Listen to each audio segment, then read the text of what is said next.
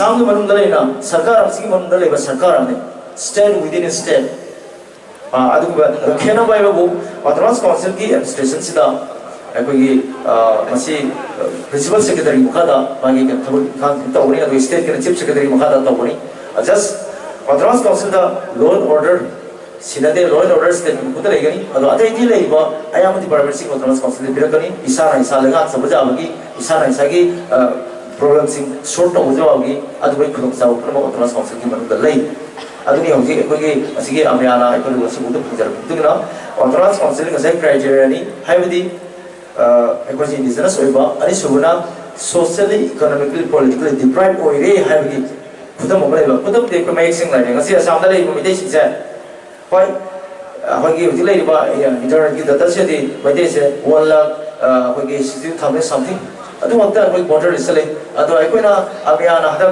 Kumau pun nak cala tu bas survey tu kita macam ni ada. Aku ke population je 2 lakhs 80 mulai, aku ke rasa voter se. Ada total population na 5 lakhs plus ni mulai se. Ada asyik 5 to 6 lakhs lagi was full omagi democratic state of the. Aku ke view nama mulai tu ba. MP, MLA kam mulai tu ba. Ada ke aku department singa aku ke kerasi masih tak klik ba. Asin tak mesti kaya, aku cuma musalai dah mana.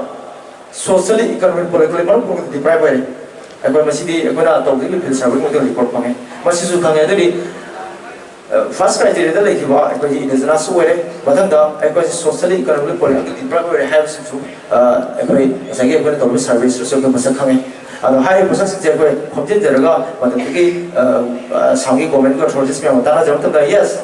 Autonomous council se sampai mana persen tak legitimate oire habis itu hai. Adu bawa aku ki intellectual property aku ga chain nama ni nama masih yaro koloi hai dan discuss tu kita memang lagi. Adu pun waktu aku nak discuss tu riba tak yaro hai bukan saja.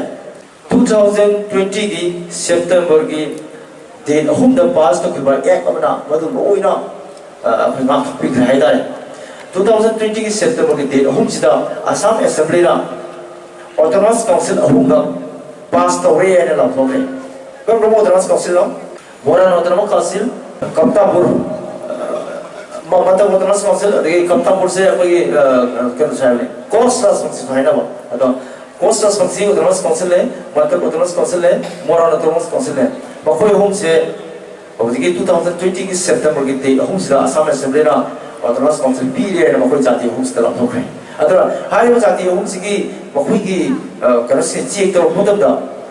Parameters में आपसे check करो खुद का high हो जाती है हम चलो ना OBC का तो बोले ना मैं कोई ST नहीं मनी पुलिस OBC नहीं अदर मसाई की वजह खराना ना जगह कोई इसी ना मुन्ना नहीं हो तो खराना मुखरा मुंगांगी बस चिंगरे में आंदरी मतलब खुद तक कौन कराए बस ये कोई थाजा उठाए अरे सुबह population मुदा मसु मसाई कोस्ट ऑफ फिजिकल जैसा सामने लाओ पाव ना थे अदर हाई वो लाओ पाव का तो क्या सीधा Autonomous Council से पी बजा रहे हैं बिठो रहे तो मनी पुलिस थी तो ला मंगा तो कोई मनी पुलिस से ऐसी Pita baya abra, atau bahawa sih pita baya roy, high percent cinema. Adra, atu kita betul dah, masih kita 2020 ki September kita, hong dalam kita decision sila. Aku ya atu kita dek, batin pam, high dah. Amyan masih boleh tahu riba, aku kita demand, aku kita kalau saya, mian support itu deki, mian tahu masa masih kita betul mian support saya, kami ni kalau bayar. Atau even housing program.